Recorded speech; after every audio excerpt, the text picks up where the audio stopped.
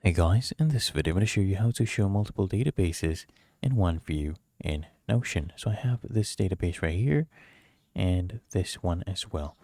Now, one thing I must mention, while you cannot combine the actual data, the rows of multiple separate databases into a single seamless view, what you can do is you can display their views side by side or as separate tabs within one central block.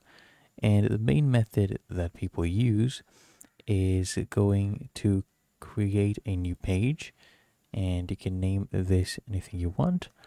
Then after that, you need to create tables. So I'll go ahead and create two tables right here.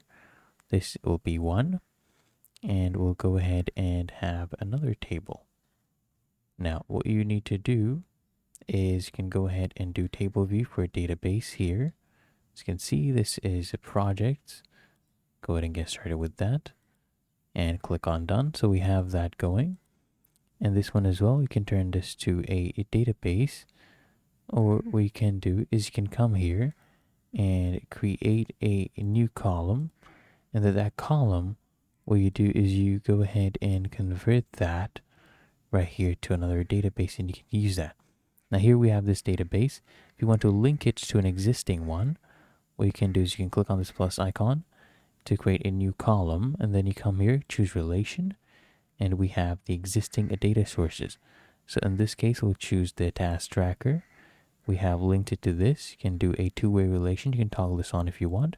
Just add the relation, and you can just go ahead and select the different pages, and it can go ahead and add all of them. As you can see, they have been added. And if you want, you can add more here. Just choose them, and they will be added, as you can see. And that is how to go about it. If you found this helpful, make sure you smash the like button, subscribe to App Mentor.